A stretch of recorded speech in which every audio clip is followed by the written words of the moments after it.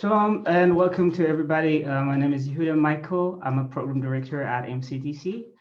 Thank you so much for joining us from all over the world. MCTC and Mishav, Israel Agency for International Development Cooperation at the Ministry of Foreign Affairs, welcoming you to Spotlight on Women Leaders of the World series. On this series, for the last 1 year, we're inviting women leaders from all over the world to share with us their experience. If you have any question for our guest, please feel free to write it down in the chat and we will get those questions at the end of the interview. Once again, thank you so much for joining us today, both in Facebook Live as well as in Zoom. For those of you in Zoom, please mute yourself. If you have any question, as I said, write it down in the chat section. We're honored today to host a successful entrepreneur of our own from Israel, Braverman, founder of Echowave Power, to share with us her experience. Braverman founds Echowave Power at the age of 24. Under her leadership, the company installed its first grid-connected wave energy array, secured a significant project pipeline of 254 megawatt, and became the first Israeli company to ever list on Nasdaq Stockholm. She was recognized by Wired magazine as one of the female changing the world, by Fast Company as one of the world's most creative people in the business for 2020, and is the winner of the United Nations Global Climate Action Award. Welcome and shalom, Braverman. It's a pleasure to have you on our program today.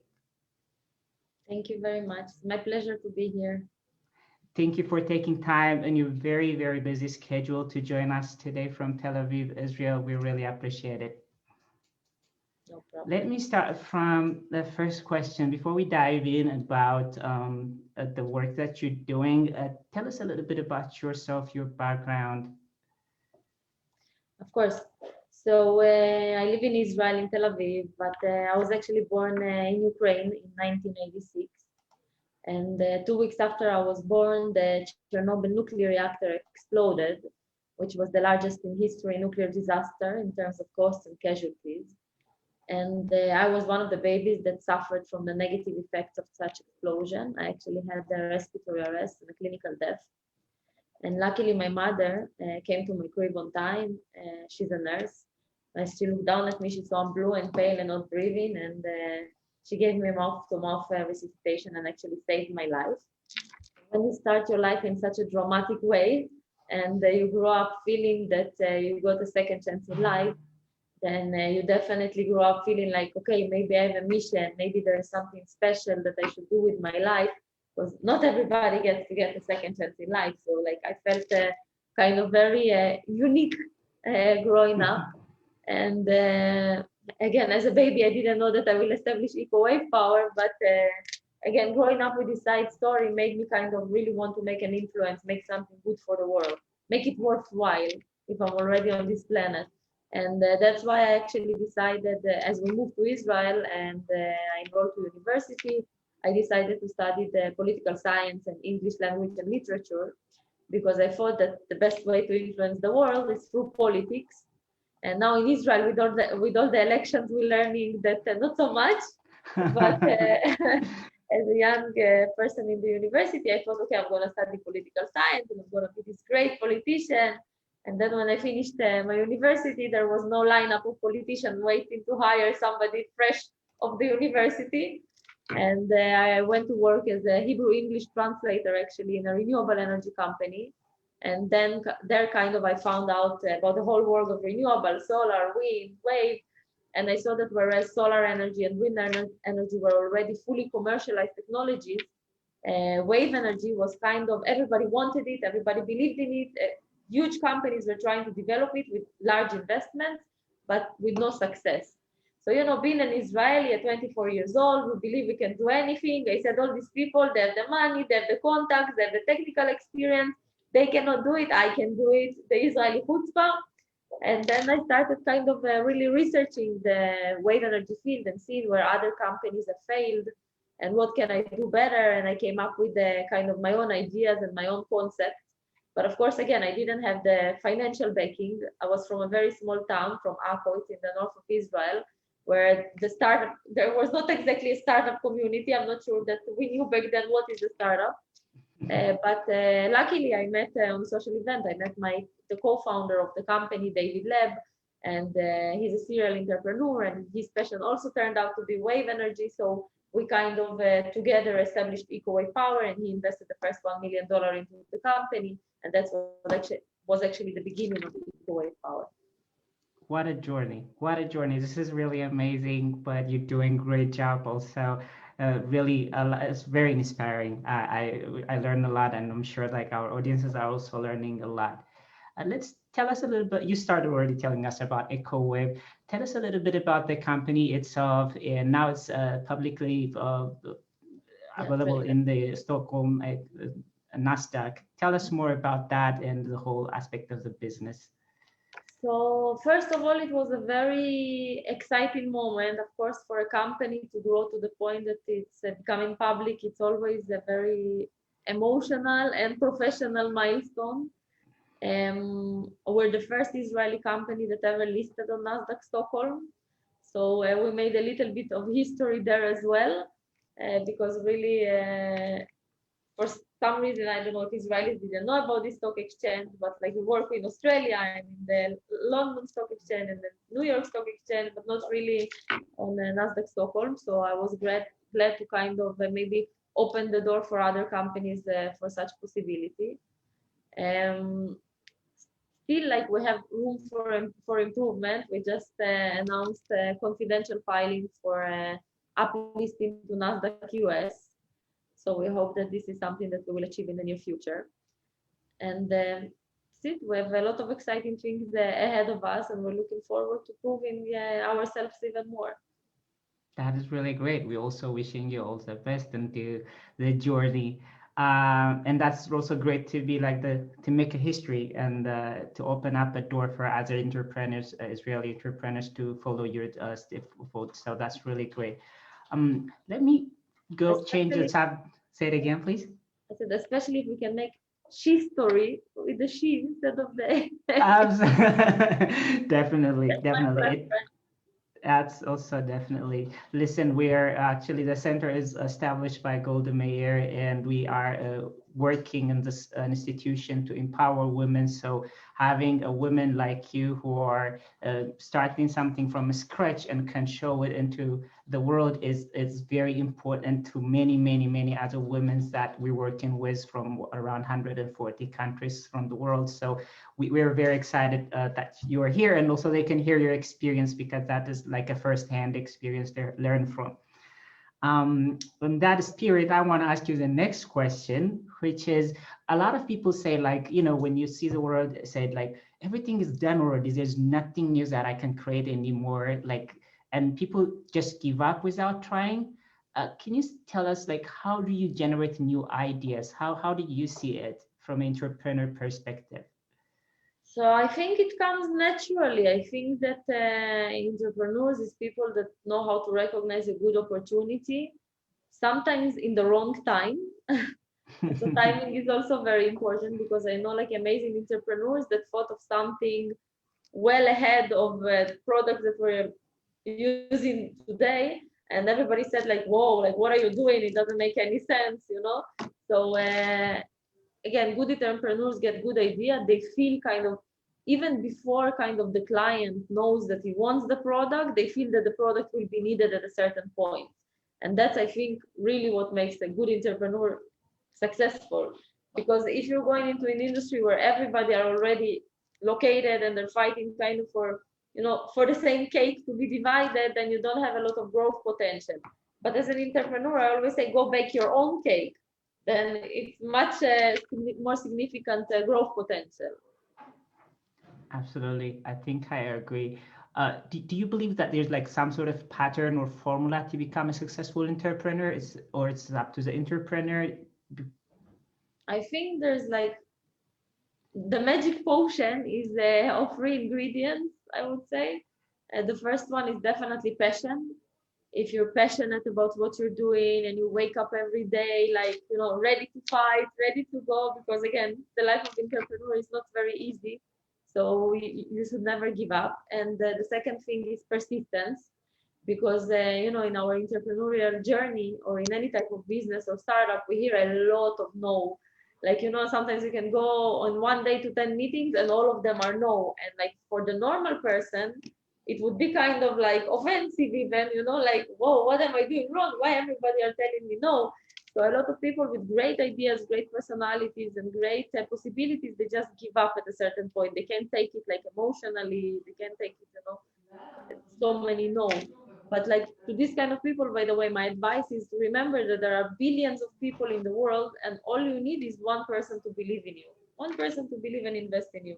And when you're looking at the world in this kind of optimistic view, it's much easier to hear the no also. And my third, let's say, part of the potion is luck. I think that luck is also super, super important. Uh, Always my business partner David, he said I would rather work with, with people that are lucky and more than smart, you know. But like he knows a lot of smart people, he has a lot of experience in business, he's older, he has a lot of experience, and he's always saying I saw people that are so smart and they can't, like, you know, they just weren't in the right place in the right time and they can't like go through with their idea. But on the other hand, some people that are lucky and maybe they do not possess the same great technology or great skills, but it just suddenly, you know, the whole world needs their product, although there were other products like that existed before and after. So I think passion, persistence, and love on top of everything, you know, like the cherry on the top. Absolutely, I am with you 100%. Especially you need to work as well as you also have to have luck and a lot of patience. That's for true for anything. Thank you for that. Um, Now I will ask you a question about yourself. Actually, what is the most important decision you make as a leader of your organization or in your personal journey, also to be an entrepreneur? The most important work, listen, I think that everything that you kind of touch as a CEO or a founder of a company has importance. And that's kind of also the problem in being the CEO of the company, is that you're juggling a lot of things and you don't want anything to kind of fall down in the middle of your juggling, because it's Absolutely. really important, the HR perspective, like to make sure that your employees are happy, that you have the right team to support you and your mission. It's very important that, you know, we're engineering company, technology company, so it's really important that our engineering is done in the short time frames and in the budget that we want them done. It's very important that the business department, the marketing department, the finance department as a publicly traded company, that everything works kind of like, you know, like a good car, that you don't have a lot of breakages and stops. So I would say that really all the aspects are important, which can be a little bit of overwhelming, but really, like, I think that when you build the right team around you, then it makes it a bit easier. I think so. You're right. Absolutely. You need to be the right team around you to proceed more. Another personal question that I want to ask you is, you're so busy. You're a CEO and you have a personal life. What is the secret to balance between your personal life and your work? So actually, that's a secret I didn't find yet. I'm looking for the secret. If you know where it is, call me and I'll go look there. But listen, it's quite difficult, especially when you're trying to do something that is completely innovative, so you don't really have a lot of people to learn from in that specific industry, in the wave energy sector. Then really it takes a lot of time. It's long processes, long licenses, you know, long educational process for the market. Like, what is the product that you're doing? How will it work? You know, what the licenses that are needed and so on. And basically that kind of makes it hard to really balance personal and you know, and professional life. But I'm working on it, I'm trying. Let's see, talk to me again in a year, let's see how I go. I would love to know. Great. Yeah, it's always when you are in that position, you're always busy. But I hope you also find in a little bit time for yourself and to enjoy your life as well. But okay, another question I want to ask you is, what is your favorite aspect of being an entrepreneur? What do you like the most about it? just I think that it's not that I like being an entrepreneur per se. I just like the feeling that I wake up in the morning and I have a purpose. It's not like I'm going to work and I'm saying, oh, another day, looking, talking to everybody, like many people, they go up out to work in a very kind of tired and like they're just going to work, of course, for the salary, which is important to all of us, but they're not really feeling aligned with the values and with the cores of the organization or the product that it develops. And here, like, think that every day I wake up, if it's a good day, if it's a bad day, because I start my day with reading the emails on the phone, so I can know right away which kind of day it will be. But I know, like, listen, I'm doing something good. My heart is in the a good place. My intentions are in a good place. So with this type of waking up, you must have a good day. Like whatever you're doing, if it's success or failures, it's getting you closer to your end goal, to your mission, which is actually building more renewable energy, which is actually fighting climate change.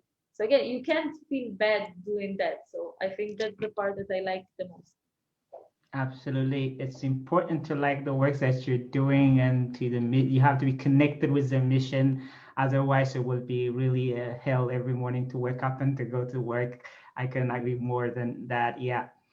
Another question would be like sort of suggestion you can give. What key activities would you recommend entrepreneurs to invest their time in? Uh, Which things do you think? Professionally or in the private time? I think professionally more. So listen, I think one of the most important thing is like the learning curve. So know everything about your business because really many entrepreneurs they decide, I think, to rely too much for different processes in their companies on other people. And it's okay to rely as the company grows and you have more responsibilities and you can take care of everything, of course. But like I think kind of a good entrepreneur needs to know how to do almost anything in his company. You know what I mean? So Yeah, yeah. then kind of when you know how to do it yourself, you're not really scared of changes in the organization. You're not really feeling that you don't understand something that is happening on the financial arena, engineering arena, and so on. So I think really invest the time to get to know your organization, invest the time to create positive relations with the employees and the people, the close people around you. Um, Not to be shy. One of the things that women entrepreneurs have, and I know you're all for gender equality, but Yes. that's something that is proven that women are very kind of shy to speak about money when they're fundraising. So when a man, for example, needs $1 million, he's asking for $5 million because he knows that it's a startup, he might not meet the deadline, the budget, so he asks for 5 times more. And when a woman needs $1 million, she asks for $200,000. She asks like 80% less of what she actually needs. Yeah. And that's because she says, oh, I can take all this money. I need to prove myself. I need to take the minimum possible. And by the way, many companies by women really don't sustain themselves because they just didn't raise enough money. So good ideas go kind of to the garbage. So that's something also to be confident when you're talking about the funding that you need for your company, to know your numbers, not to be shy to present them, uh, not to be perfect. That's also a problem that I see among more female than male entrepreneurs. There's a famous study by Hewlett Packard that showed that when there's a job posting, let's say you're in a website and somebody is posting for a job and there's a list of requirements. So a man will submit when he meets 60% of the requirements in this job. And a woman will submit only when she meets 100% of the requirements. No, I didn't meet a lot of employees in my life or people that meet 100% of my requirements. Like it doesn't happen. And then kind of the industry, the business, they lose a lot of amazing, passionate women that maybe they even have 80% of the requirements, but you're taking the guy that submitted with the 60%. So like that's something that's very important, that it's okay to be not perfect. Nobody expects us to be perfect. And just be ourselves, follow our passion, follow our dreams, and then I think that everything would kind of, fall to place. It's a great suggestion, and it's also very important that we can hear from you that you're making your own way and making established a very successful business. That women hearing from you will be an inspiration for sure. So thank you for that. Um, It's so important to say it wasn't easy to be a please. female it wasn't easy to be a female entrepreneur, and I had a lot of incidents to prove it. Kind of it's very important for me to also mention it, because a lot of women, when like other women are giving interviews, they're looking at it and they're saying, wow, everything went so smoothly, like everything was so good for her, how come it's not working for me? So I'm breaking the bubble. And actually, like, again, to be an entrepreneur is difficult. To be a female entrepreneur adds an additional layer of difficulty. And one of the things that I commonly talk about is the fact that when I was younger, when I just opened the company and I would come to a conference room about to pitch our amazing technology to a group of male investors, because in the energy field it's mostly male investors. As soon as I would walk in, they would go, espresso, please, water. They would take an order. They would say, a woman in the room is there, somebody's assistant. And like, there's many things that happened along the way, even like as the company got more known, and we did the IPO on Nasdaq Stockholm. After the IPO, we wanted to retain a local PR company, to make the people know our company and know the stock and so on. And I met with one of the largest PR companies in Europe, and they made an amazing pitch, many people in the room, super impressive offices. And then when the meeting was over, I stayed there with one of the senior ladies, women that are working in the firm. And she goes to me, I have a great advice to give you that will really make your stock like perform amazingly. And I told her, what is, like, give me your secret. I never worked in an only Israeli company here. Like, what's the secret? And she told me, listen, what you need to do is step down from being the CEO and hire a man with white hair. Whoa. Because a young woman in the energy industry does not show expert. Like, they don't believe that a young woman can be an expert in energy, which is a very male-dominated field, field. And first of all, shocking, but I saw also that Maria was like, absolutely. But I told her, listen, it's against the DNA of my company. Like, I'm all into girl power. I opened the company at a very young age. I can't do something like that. So she told me, do you want to be successful and make money, or you want to be right? Like, a woman can't be both. You are the right, or either you're making money. So in the end of the day, I chose not to work with that PR company. I'm still the CEO of the company. But the lesson I learned from it, and something that is very important to me to kind of, talk about in interviews, and especially, ones that are about gender equality, is as women, many times along the way, we hear that we can't, we're too weak, we're too fragile, we should step down, we shouldn't do something. But really, like, no matter how much pressure you get, don't step down, don't give up, because if we give up, our children will give up, and our daughters will give up, their daughters after them will give up, and then you will have a very negative chain of events of women that are stepping down because, and that's like a message that's very, very important to me, and I hope that the women that are with us will take it with them to really kind of persist in what they believe in. Absolutely, no question about it. And we're so glad that you also stayed a CEO, because you are now an inspiration for so many women and men also around the world who can learn from you, who can allow, if it's a man, can allow his wife or his sister to be a part of the entrepreneurship world, and also to believe in the person. So people like you who are becoming a trailblazer for what they're doing is very inspiring, and thank you for that power of staying and believing in yourself and keeping it up, and also for sharing that the difficulties that you can share, because people didn't understand how things take time and how it's difficult, especially when you are new and you're starting something from scratch and try to go through above the norms that are accepted. So thank you for that. Another question is, who has been your greatest inspiration? Or if you could also meet anybody, who could be that person and why? How did you get your inspiration? So I have a funny answer and I have the serious Go for answer. it. So my funny answer, who I would want to meet, I would want to meet Elon Musk. Oh. That's in order, not for anything. I don't need dinner. I don't need advice, nothing. I want access to his Twitter. And tweet about our company. That will be enough for me. You just miss him in SNL like 2 days before.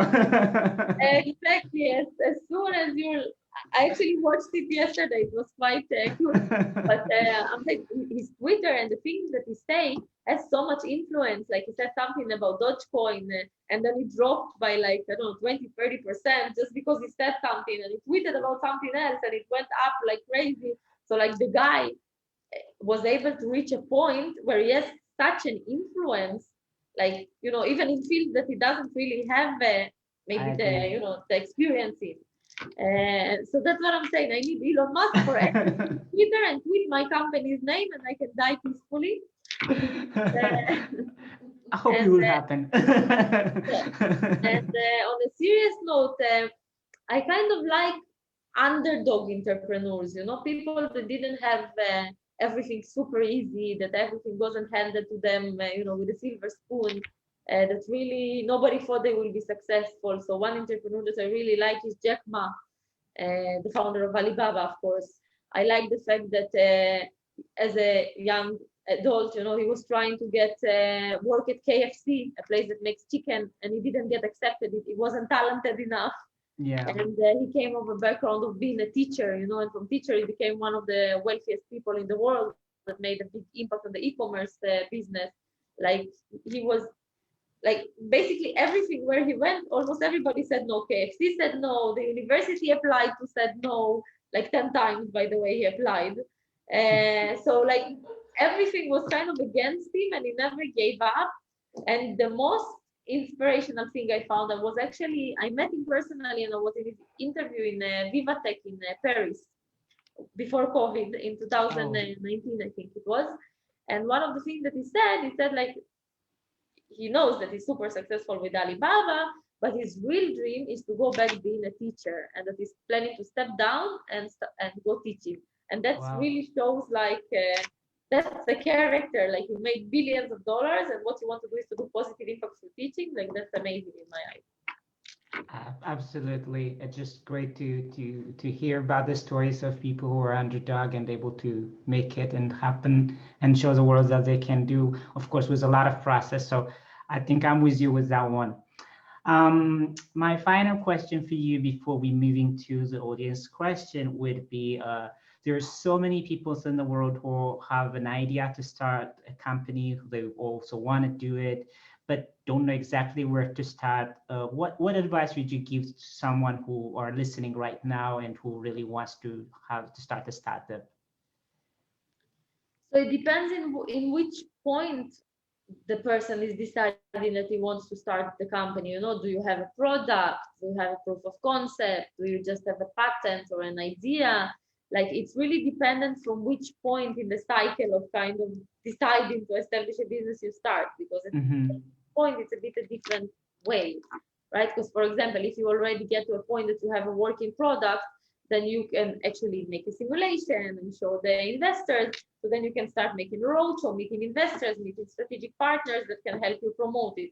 If you're at a very, very early stage that you just have an idea, you don't have a patent or a technology or anything yet, then your best thing is to develop it further, is probably go to angel investors, friends and family, saying like, okay, mom and dad, I need this amount of money, or somebody just to kickstart something, if it's a patent, if it's a product, whatever is needed. So it's really dependent at which point you are, and just like, it's important to kind of handle ourselves in according to the position that we are at, and aspire to the biggest, but make sure that we know where we're located and kind of conduct accordingly. Thank you. It is an amazing answer. Thank you, Ina Braverman, for being with us and for sharing with our viewers your experience. I think we have a few questions from our audience. My colleague Nuria Levy will ask. Nuria, take it from you. Ina, it's really such a pleasure to hear your story and all of your insights. Your actual company, Echowave, was named the winner of the United Nations Global Climate Action Award.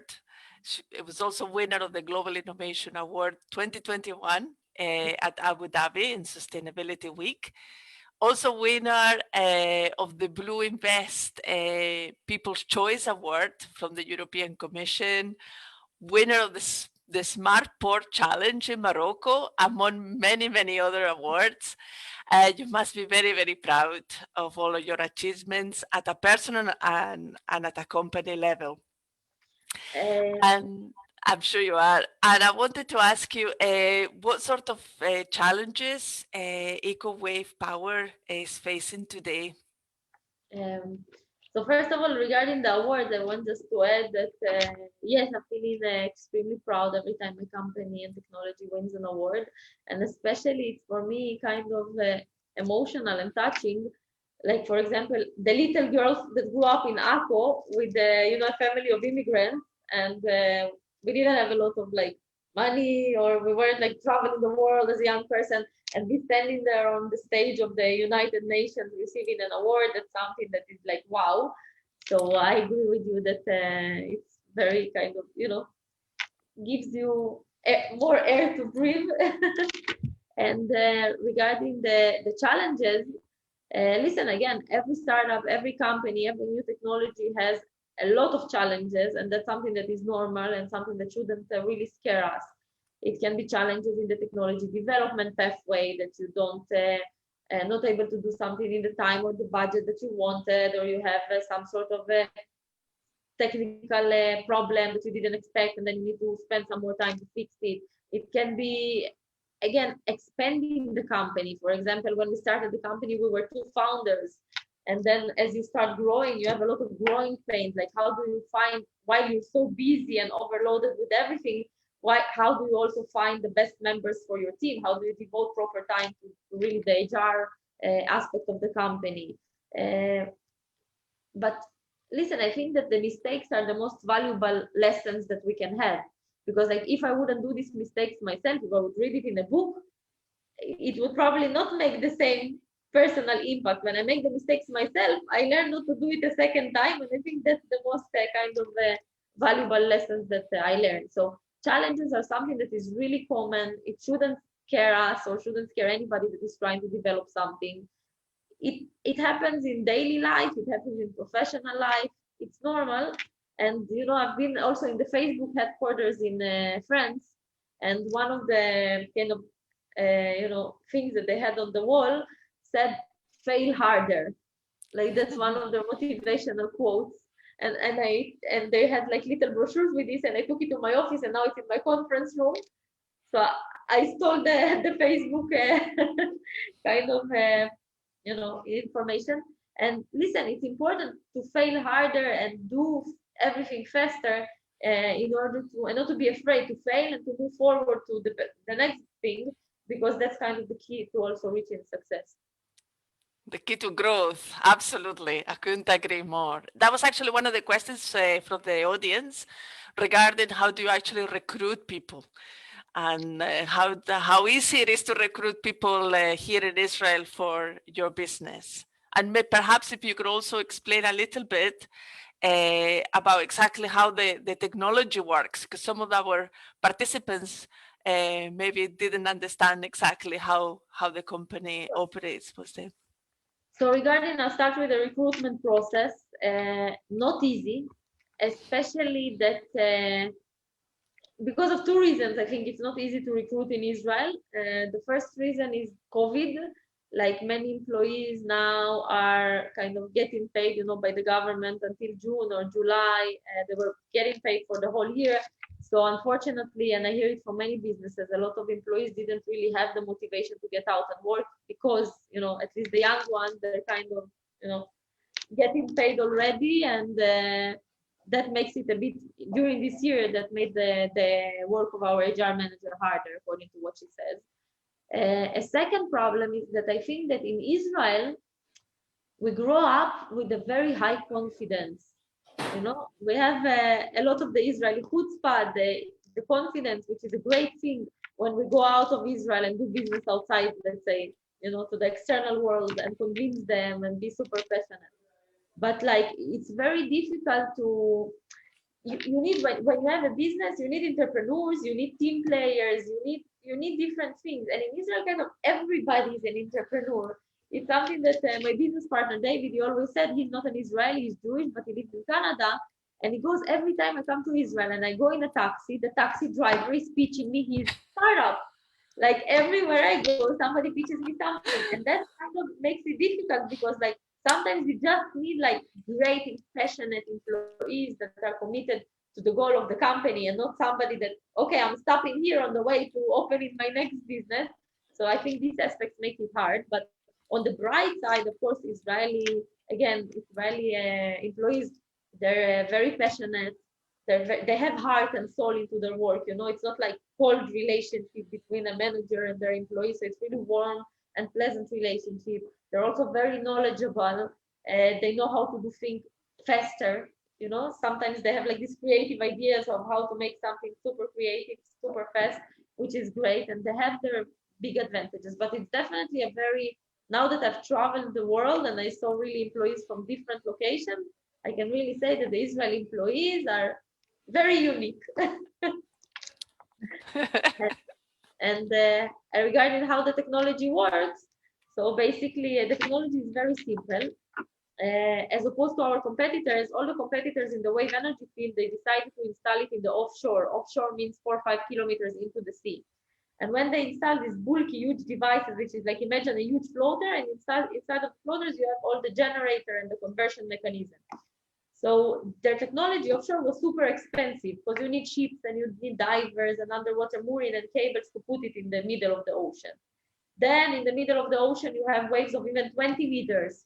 So the loads that are caused on this equipment mostly cause breakdown. You know, many famous companies had breakdown like Telamis, Ocean Links, Wello Oil. So that didn't help too much to the offshore industry. They were struggling to get insurance because it was super expensive and breaking all the time, and it wasn't considered environmental because they connected to the ocean floor, thereby creating a new presence on the ocean floor and kind of changing the ecological balance. So Echowave Power, when we came into the picture, we did something completely different. Instead of going to the offshore, we install on the onshore and nearshore. It doesn't mean that we occupy prime beaches or real estate. We basically connect to existent man-made structures such as piers, breakwaters, jetties, and other types of structures. What's good in it is one, it's cost efficient because you're using an existing structure and you don't need to build anything. It's reliable because you don't get tsunami waves of 20 meters close to shore. It's fully insurable. It's 100% environmentally friendly. It's easy to connect to the grid because you don't need any underwater mooring or cables, and you're not making any new presence on the ocean floor. So we just kind of made the technology that is very smart but simple, and I think that's what is really making it work. You know? Amazing. Thank you so much for that. I suppose what you commented before about how the Israeli scene is, one of the comments was, does it actually that help to grow a network and a community for you to use for your business? What helps the what? Sorry. Having that, the people, the way they are and the way they communicate and the way they interact, does that actually help to grow your own network of your own community to? Community of entrepreneurs, you mean? Yes, and so like if we're talking, listen, the Israelis are very, very open and open-minded. They're very friendly. Like in other countries that I visited, like in the conference, you see much less hugs and kisses and the polo shirts. Everybody are with suits. They're much more closed and much more, you know, has barriers. So the Israelis are much more approachable. They're much more open. They're willing to listen to everything. But no matter how nice they'll be, no matter if they listen to everything that you have to say, it doesn't mean that they will actually invest or help you with anything. So it's like in everything in life. If you meet, let's say, a super closed person or a super open person, might be that the very open person will make you feel great but not invest, and somebody that is very different in culture, like he seems not so nice to you, is the one that actually will invest. So really personality doesn't really have to do anything with like business connections, but it's definitely very easy to have contact and see it. And just, you know, sometimes I have entrepreneurs from Israel calling me for advice. Like I just a few days ago, I got the investment fund that invested in us in one of our first rounds, so it's looking to invest at another company now. So the CEO of the company called me and said, hi, can you tell me about your experience with the fund? Do you recommend that I work with them? Like all the time, I get this kind of requests for advice and for direction. And I think that's something that's very unique in the Israeli ecosystem, that you feel really comfortable calling everybody. Like if somebody knows the prime minister, I'm sure they're calling him as well. Like nobody's really shy, and everybody are kind of sharing information, which really, I think that's maybe one of the reasons that makes us the startup nation. Thank you, Ina. Our participants are wide and varied. So we've got people that are listening to us from all over the world. And if they wanted to get to know your technology better, or to ask questions about your company, or how they could get your technology in their countries, how they would go about it. So basically, they can enter our website, which is echowavepower.com. And in the website, you have to contact us. So you can just contact us and send us an email. And depending on the type of the question, it will go to the relevant department. So if it's like how to do it in my country, we'll go to the business development department.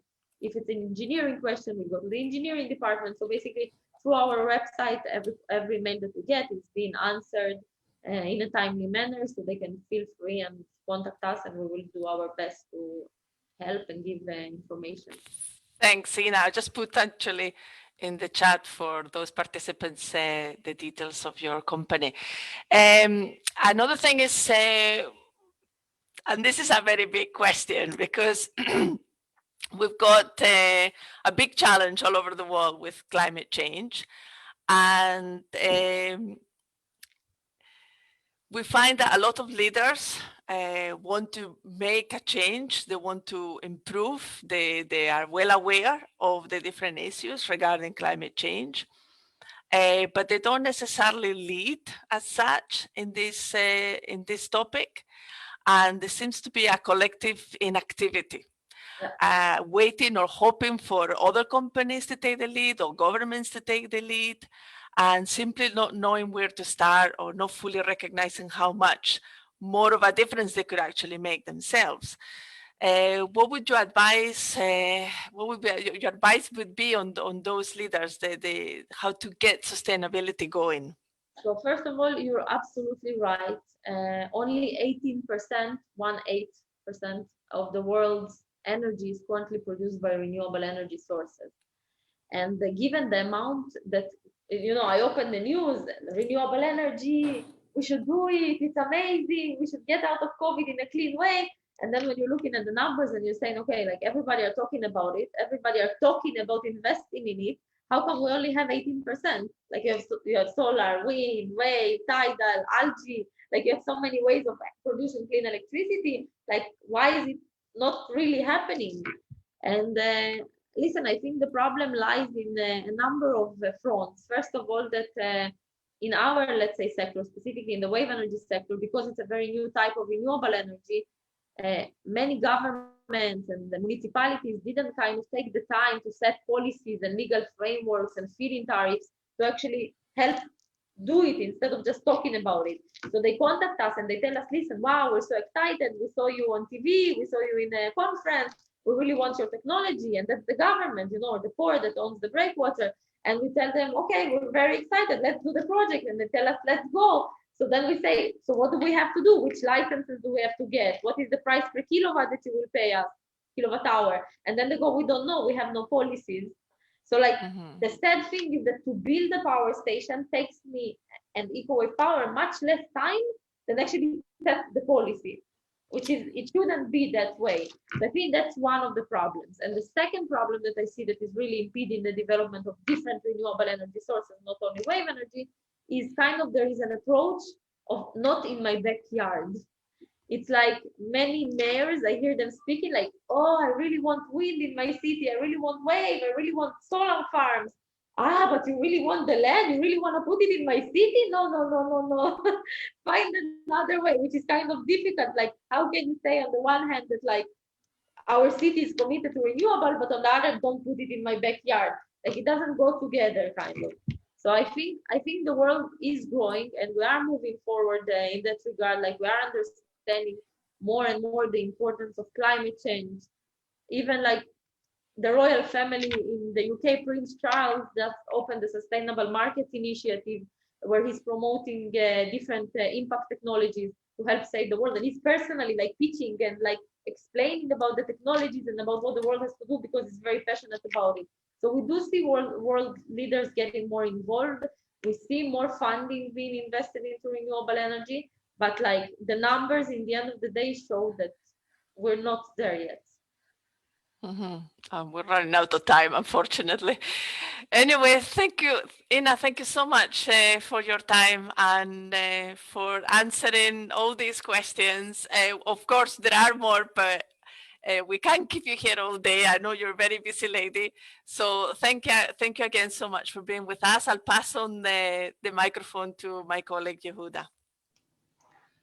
Thank you. I will join Nuria by thanking Ina Braverman for sharing her experience. It's so interesting and to be with us today. Thank you so much. If you have any final words to say, Ina, this is the time. Yeah, I would just like to, first of all, I would like to thank you for inviting me. I really find your mission inspirational. Really something as important as gender equality should be high on the agenda, and it's one of the things that are very close to my heart and that I try to promote as much as possible. Also by taking interns, female interns every year, also male interns. Don't worry, there's equality, but also every year to kind of get them a feel and a touch of the business and kind of instill that security and that confidence in them. And I really think that platforms like yours help our goal of doing that, because one, you're providing exposure, you're providing the possibility to see different success stories. And sometimes when you see somebody else's story and you hear that not everything is perfect, then you kind of feel better about yourself.